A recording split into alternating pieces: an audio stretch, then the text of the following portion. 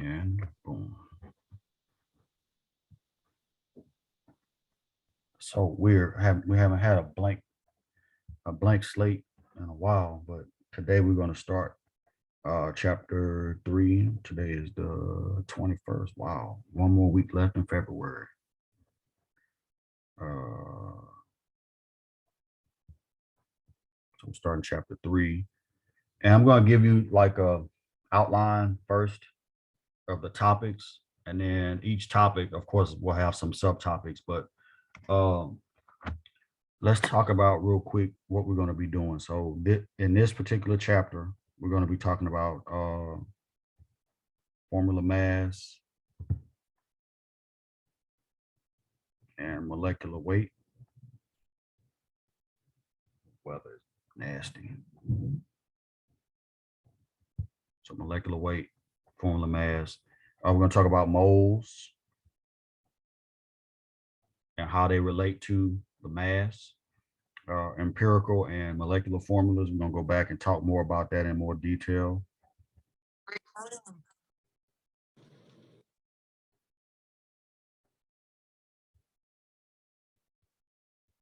So empirical formulas, molecular formulas. And then we're also going to talk about molarity, which deals with moles, but not as moles of a solid substance, but moles as it relates to being in solution. So, and this is moles per liter. Right, we'll talk about that and different solutions and how to make solutions and the dilution equation, M1V1 equals M2V2. We're going to learn all of that. It's not that's going to be a good section. And then I'm just making this a subtopic. So solution units. All right. So these are really the four main areas that we're going to be discussing for this chapter. Formula mass, which ties into moles, because moles is like the connection between bulk mass and the number of atoms or molecules or whatever that make up that matter. Empirical formula and molecular formula, which is we're going to also tie into that like some percent composition and molarity. So let's start out with formula mass. Let's start out with that. So this is section 3.1. All right.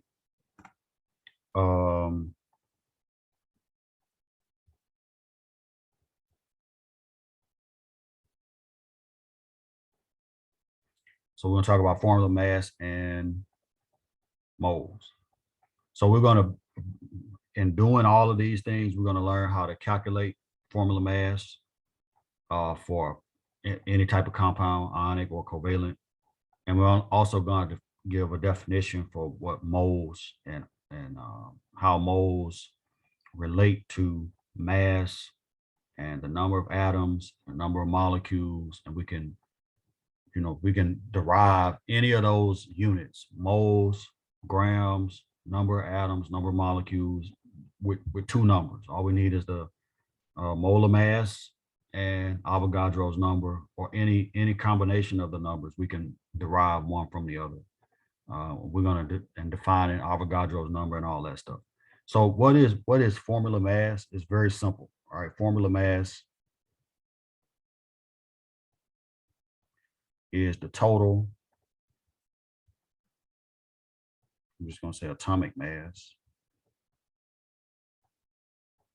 or compound. Right, every compound has a specific formula mass. Sometimes you'll see this referred to as molar mass. Sometimes you'll see it referred to as molecular weight.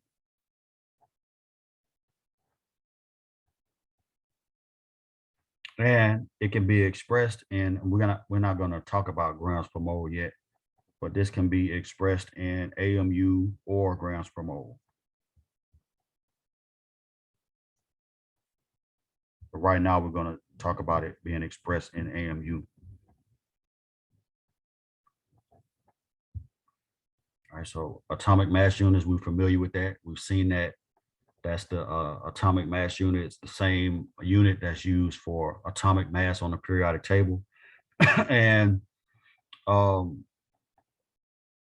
grams per mole is something a little bit different, but it's still connected to uh, the same concept of atomic mass, right? Because atomic mass is the mass of one carbon 12 atom, right? And so that's what it's based on, the mass of one carbon 12 atom.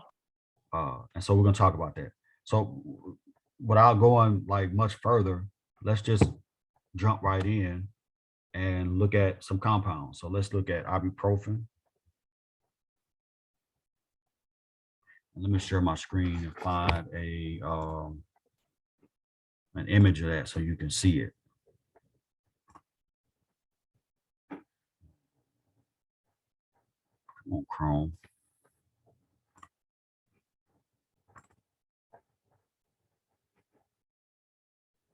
Let me open Chrome right quick. So ibuprofen, we're going to do pentane. We're going to do aluminum oxide and calcium phosphate.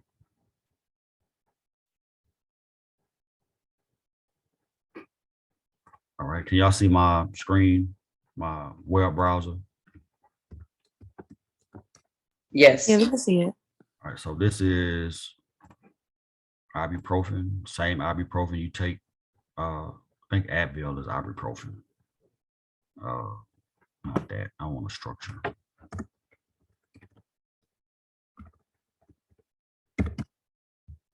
Here we go. All right, so this is ibuprofen, and this is, let me get this one because it has the molecular formula on here.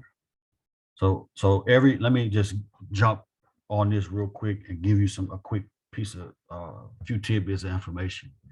So with this ibuprofen molecule, everywhere you see the end of a line or a vertex, that's a carbon. This is what we call a skeletal structure. All right, so that ibuprofen, so this is carbon, carbon, carbon, that's 3 carbons, 4 carbons, 5, and then 6, 7, 8, 9, 10, 11, 12, 13. So that's 13 carbons.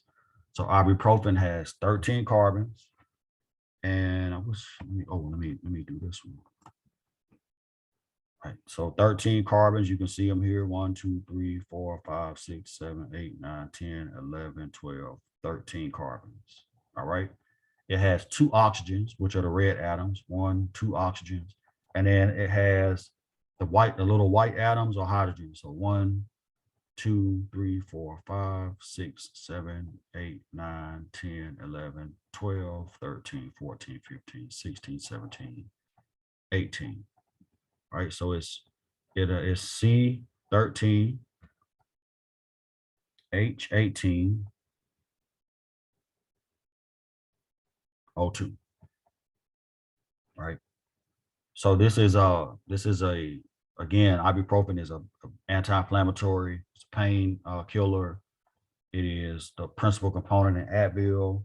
And if you look right here, it also has some pretty cool functional groups that we haven't learned yet. You'll learn these in organic, but since I'm organic by nature, I like to show this part too. So this ring right here in the middle, that's called the aromatic ring. And then this group right here is what we call a carboxylic acid. All right, but you don't have to worry about that part. You won't see that on a CHEM test unless it's a bonus question. All right, so let's go back to here, C13H18O2. How do we calculate the formula mass or the molar mass for that?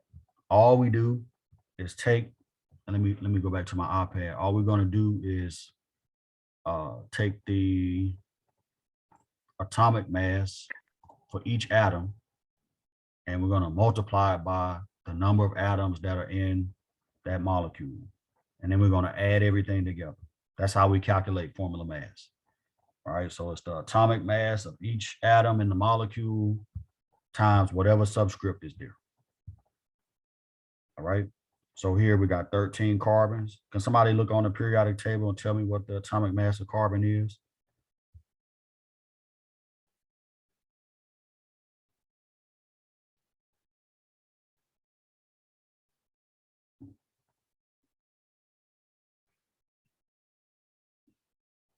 It's 12.01 AMU. Is that right?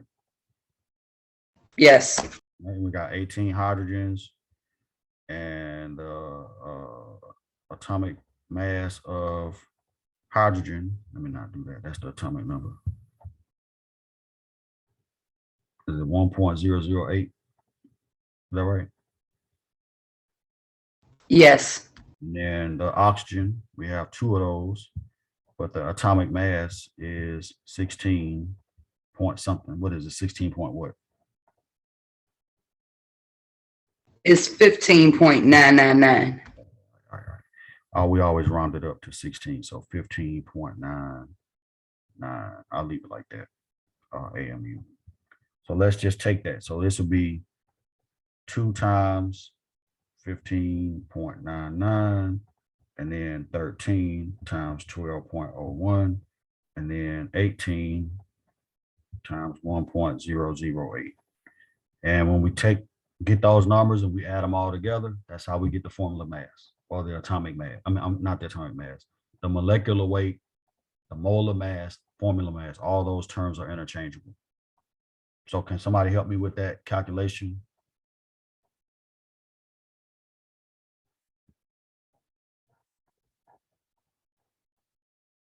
Oh, that's awesome.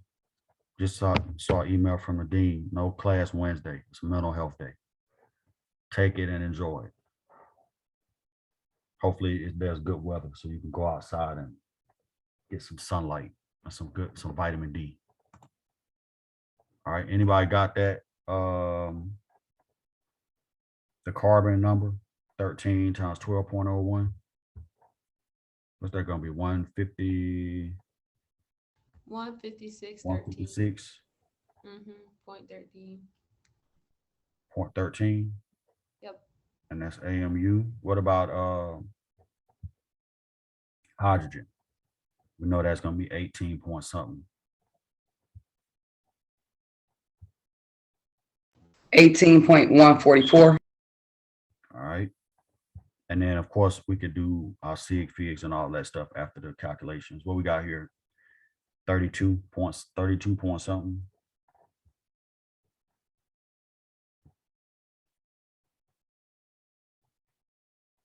31.98.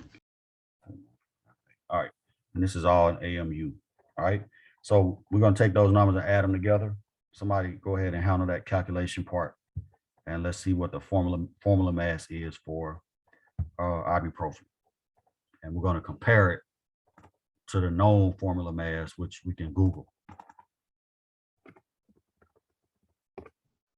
Okay, so add 156.13 plus 31.98 plus 18.144. Yes, you add. Yeah, Wednesday, Saxton. 206.254. So 206.25.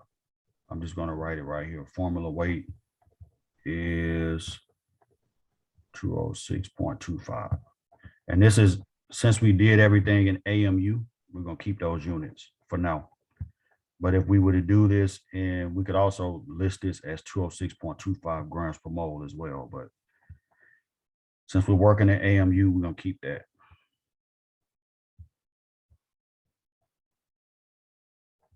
So 206.25 AMU. And if you Google it, you should get a number very close to that. Anybody Googled it yet?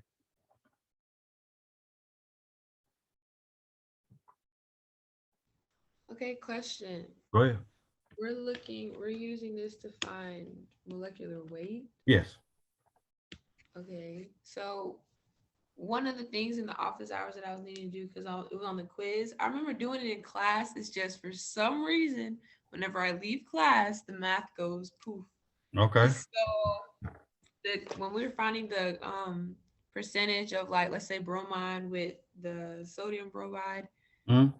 and doing the grams, is this what we would do for that? Because that's what I was trying to do on the test, but I'm not sure if that's how it was supposed to be. Okay, so if you're referring to the constant proportion problem, something like that, was it a constant proportion where you have a certain mass of sodium bromide and you Mhm. want to find out like how many grams of that mass is bromine Yeah. and how many grams of sodium.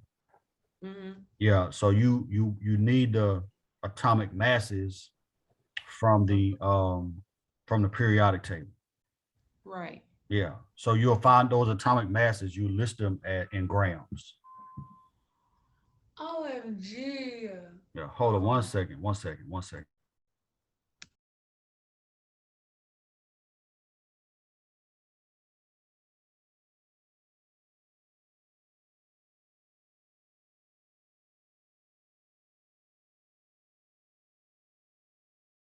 Sorry about that. Yeah, but the atomic masses you would list in grams, right? Because AMU we talked about that. AMU and grams are interchangeable, but there's a reason for that too, and we're going to talk about that in a second.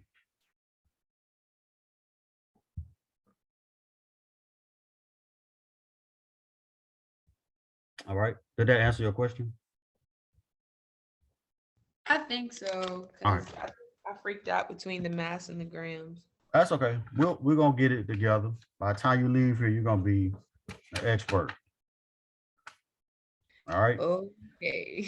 it's all about the I promise you, just keep putting the work in. You'll see the results. All right, so we got that formula mass. Let's do another one. Let's do pentane. Pentane is a gas. It's C3H8. Looks like this. 3 carbons, hydrogens on every carbon. The end or terminus is always a CH3, unless there's another atom attached. Um, so what do you think? How many? So we got C3H8. We know carbon's atomic mass is what, 12.01. We know hydrogen is 1.008. That's going to be times 8, and this will be times what? 3. What we got?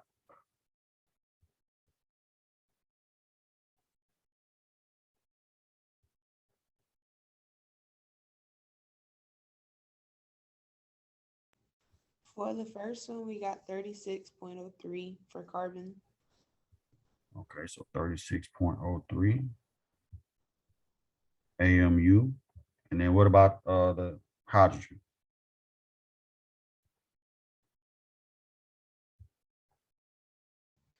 8.064. 8.064. And we add those two together, we're going to get what? 44.094 or 44.09. We round. And this is an AMU. Right. So anytime we're trying to find formula mass, all we do is take all the atomic masses of the atoms and we add them up. Right.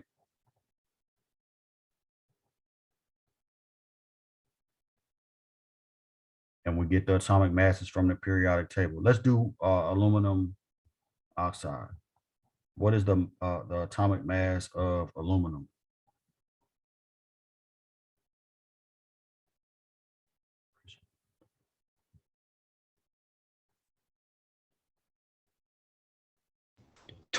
$26.982. Right. So aluminum 26.9. Let's just cut it to 9.8 AMU. And then what about oxygen? We already had that one up top, didn't we? We could just use that 15.99. And then the fact that we have subscripts, we have to take that into account. So we got 2 aluminums, that's gonna be times 2, 3 oxygens. What do we got?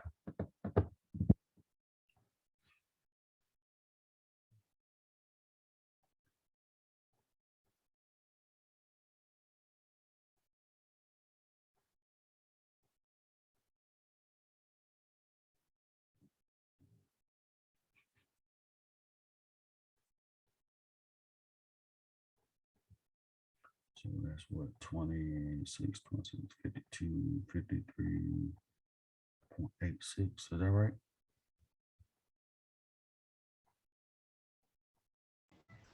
I got 53.96. 96, 96, 96. My bad. Yeah, that's right. That's right. That's right. That's right. 53.96. And then what about oxygen? The oxygen one. So 15. I got 47.97. 7. Go ahead and total that up. 101.93. Damn. All right. So with aluminum oxide, it has a formula weight of 101.9 because you got to take all of the atoms into account, right? You take all the atoms into account. So if you have 2 aluminums and 3 oxygens, then you have to make sure you account for that when you're calculating the formula weight. All right, let's do the last one. Then we're gonna move on and start talking about moles. All right, and it doesn't matter that the calcium phosphate is ionic because both of these are ionic compounds, but it doesn't matter. How do you make an ion? Anybody remember that? What do you have to Adding or losing electrons. adding or losing? Excellent. Adding or losing electrons. So if you lose electrons to make ions, the electrons are so tiny compared to protons and neutrons that they don't really affect the mass, the atomic mass. So you're going to calculate for ions the same way you calculate for covalent compounds. Add all the atoms up and then take the sum of each number and boom, you got the formula weight. So for calcium, we got phosphorus, and we have oxygen. And this is going to be times 4 and then times 1 for phosphorus, and then times 3 for calcium. So what calcium is, what, 63 point something? I think it's 63.55. Is that right? Somewhere up in there.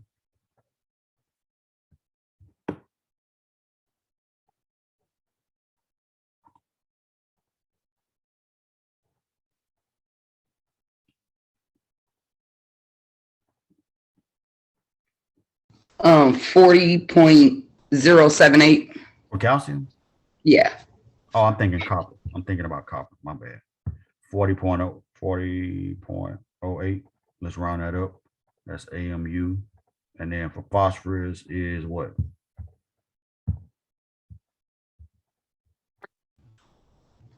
30.974. All right, so let's go ahead and do those calculations right quick. This is gonna be 120.024, if I'm not mistaken. Is that right?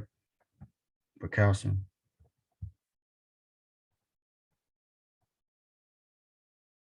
Yes, I got 120.24. 0.24, not 0.24. My bad. And then phosphorus, we leave that because just times 1. And then for oxygen, 15.99 times 4 is going to be somewhere close to 64. 63.96. 63.96. And then we take the sum of those, then that's going to give us the formula weight for calcium phosphate.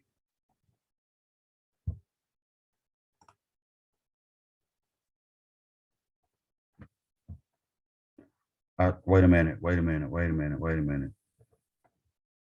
We screwed up. Well, I screwed up, not we.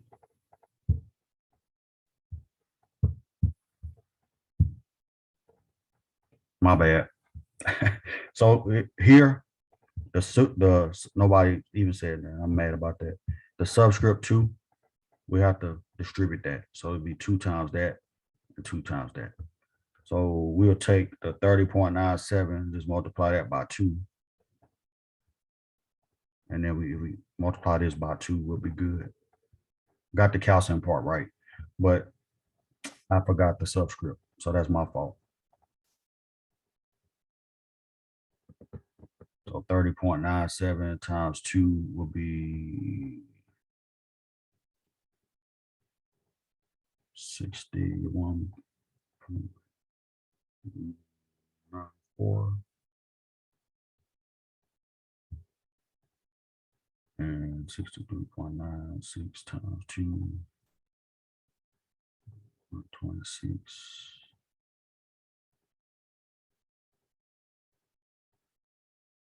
And 27.92, I think. Anybody got those numbers calculated? So instead of this being times 4, we'll make it times 8, and then this will be times 2. My bad. I neglected the subscript. But do y'all see what I'm talking about though? With the fact that that subscript is out there, we got to take that into account when we're counting up the atoms.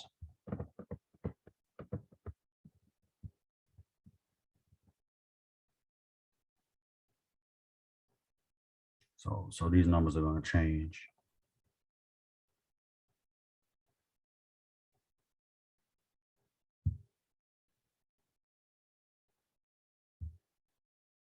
Is that right? Oxygen times 8. Yes. Right. And then P times 2. Is that number correct? Yes. All right, cool. Now we can add it together. My bad. And this is all in AMU. Yeah, anytime you have that subscript out there, you got to take that into account. If that polyatomic is in parentheses like that, you got to take that into account and just distribute it through.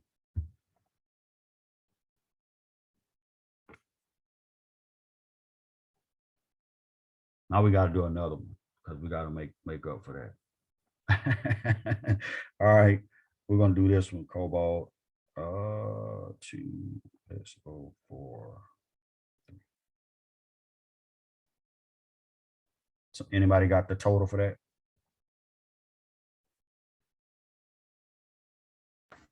I got 310.108 or 11. All right, cool. And we can, again, anytime you have a number like that, you can always just look it up. So calcium phosphate, you can look up the formula mass for that. And it should be very, very close. Yeah, we got 310, it's 310.18. You said 3, but that's probably due to the fact that the atomic masses that we're using are a little bit, they may not be all the way out to the same number of decimal places, but that's fine. All right. All right, let's do this last one, then we're gonna move on and start talking about moles. So this is, ooh, good question. What's the name of this compound? Considering that we just took this test, this should be rolling. Is it cobalt sulfate? Okay, which oxidation state of cobalt? You're right. Cobalt 3. Good, excellent. This is cobalt. See how you can never get away from it. Now, if we didn't know that about the oxidation state and all that stuff, then we'd be up the creek. But the fact that this number here gives it away, because we did the crisscross method to put them together, and then that also helps us to know what the charge on the sulfate anion is when we pull them apart. All right, so now we got 2 cobalts. How many sulfurs? 2. Oh, no, 3. 3 sulfurs. And then 12 oxygens. Make sense? Because you have O4, you multiply that by 3, you got a total of 12 oxygens.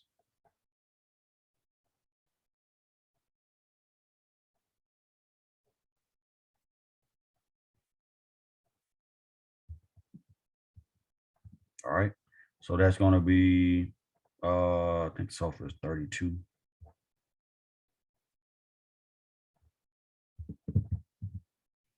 So this is 15.99.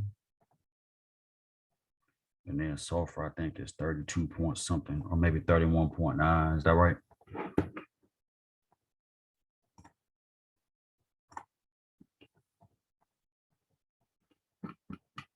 $32.066. 32.07. And then for cobalt, what do we have?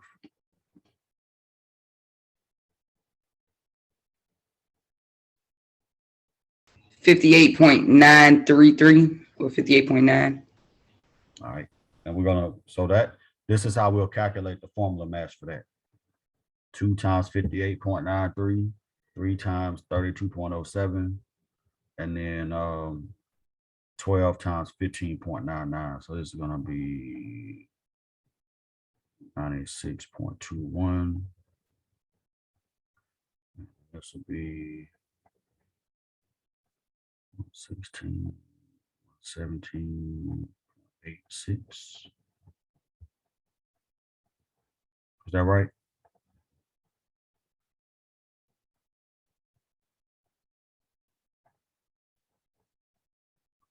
And then the last one will be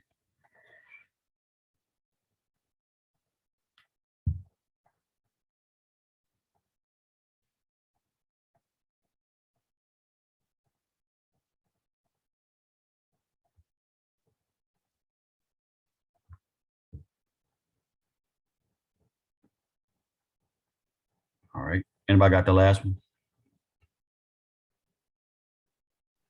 191.88. All right, good. 191.88 AMU. All right, so we just sum those up. That's our formula weight. Right, and again, you'll see this as formula weight, formula mass, molar mass, molecular weight. All those terms are interchangeable.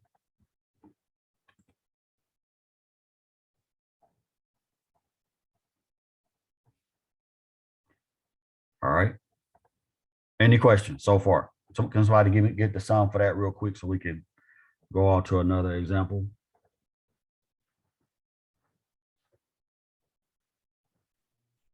I got 405.89. 405.89. Yes. All right, cool. All right. And most of the times your metallic compounds are going to be very heavy because metals, a lot of your metals have really high atomic masses. So, all right, so let's move on to the next topic because it's still in the same vein. We're going to start talking about the mole.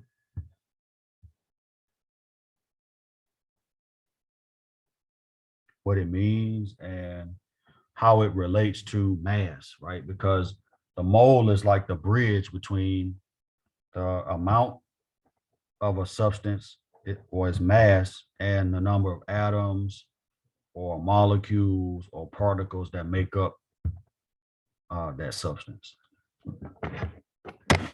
right?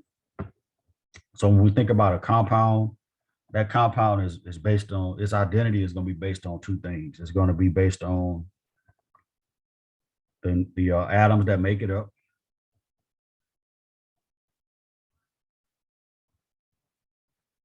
right? So the atoms that make it up, and also the amount of each type of atom.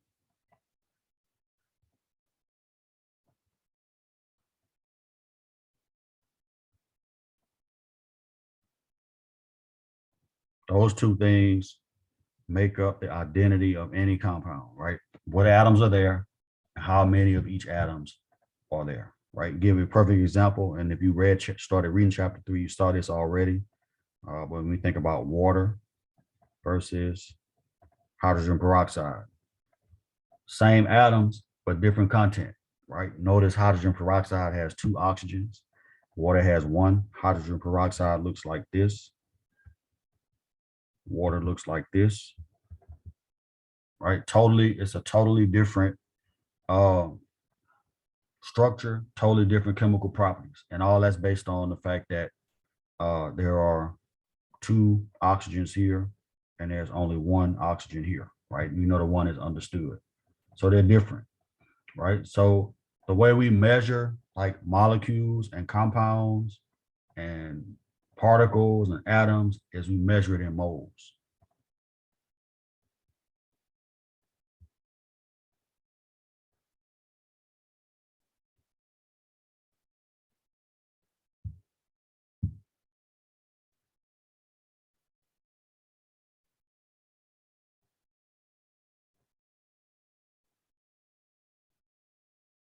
right? We measure it in moles.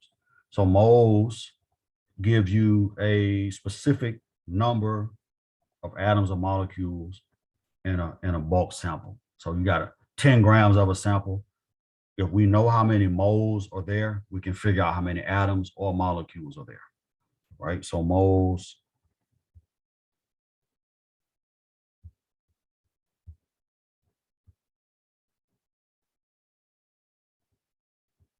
gives the precise number of atoms or molecules in a bulk sample.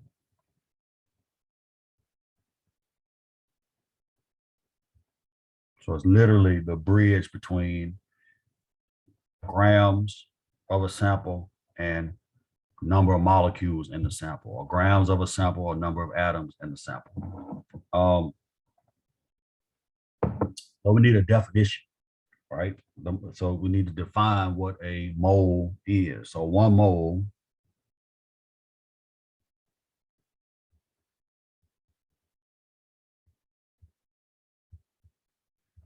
is defined as the amount of a substance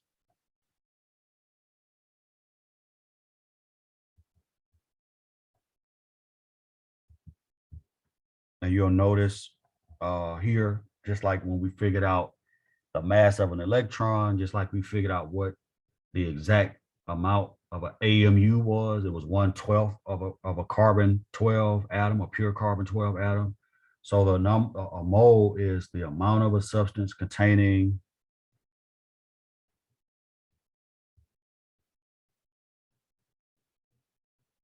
the same number of atoms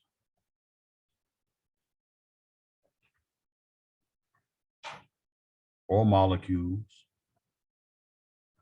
or ions, right? These things right here, we call them discrete particles.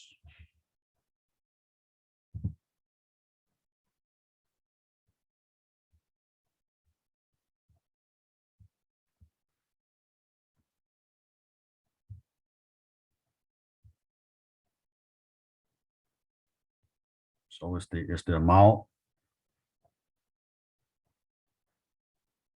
of a substance that contains the same number of atoms, molecules, or ions as a pure sample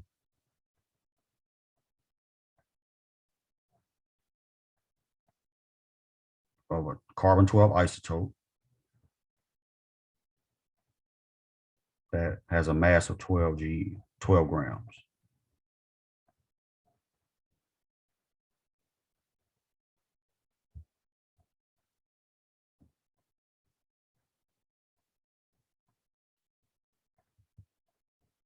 So the amount of a substance containing the same number of discrete particles that can be atoms, molecules, or ions. That way we can expand it from just carbon to any compound, atoms, molecules, or ions, as in a pure sample of the carbon 12 isotope, that's C12, and 12 grams of that, a pure sample. So you got pure sample of a carbon 12 isotope that weighs exactly 12 grams. That's the amount of a mole. And I know that's a lot, it's very convoluted, but the transition between moles and grams, that's what allows us to do that by having that exact measurement, right? So that's how we define moles. But how do we like use moles, right? Because it's one thing to have a definition for a term, it's another thing to have an application for it, right? So again, the moles is the connection between macro and micro, right? Macro, it connects us to the bulk mass. Micro, it connects us to the number of atoms and molecules. So I'm gonna put moles here like a bridge.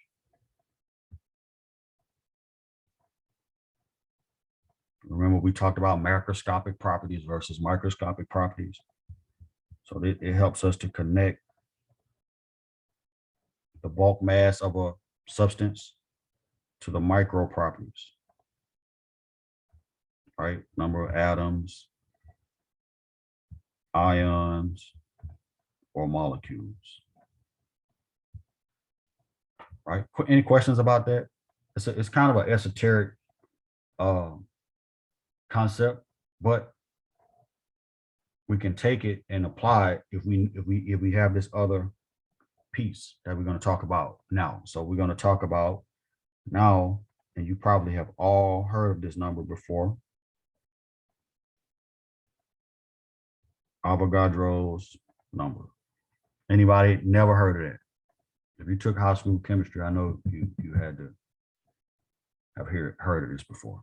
This has a symbol of N with a subscript A, uppercase A, right? And what this tells us is that other piece. How many atoms, ions, or molecules are there per mole, right? So it's discrete particles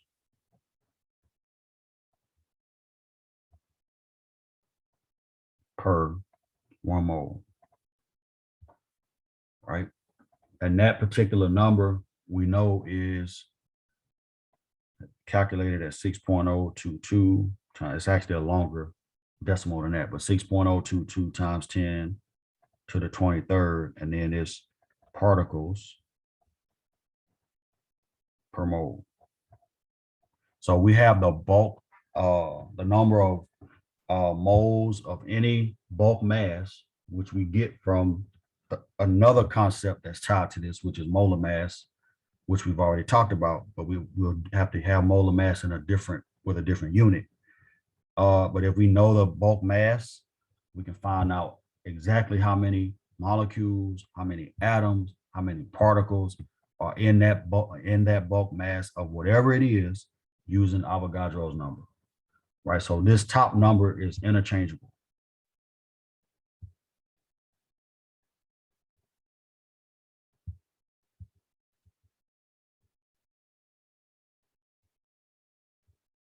It's interchangeable. I can put molecules there if I'm looking for molecules. I can put atoms there if I'm looking for atoms. I can put basketballs there if I'm looking for basketballs. I can put slices of pizza there if I'm looking for slices of pizza. The top number is interchangeable, but it's per mole. So for 1 mole of any given substance is Avogadro's number of particles, ions, atoms, whatever, per mole. And that's how we're able to interchange the particles with the number of moles. If we know the number of moles, we can figure out the particles. If we know the number of particles, we can figure out the moles, right? So with that, I'm actually going to stop. I don't want to push into molar mass because then I'm going to have to stop because I only had a couple of minutes left. But we'll pick this up on, well, not on Wednesday. Actually, we'll pick it up. So for recitation Thursday, we won't have an actual rest. We'll do a few problems, but we'll also keep pushing with this part of the lecture since Wednesday is a mental health day. And I dare not interrupt that for you all. All right, we're good on that? Yes. All right. Any questions about anything?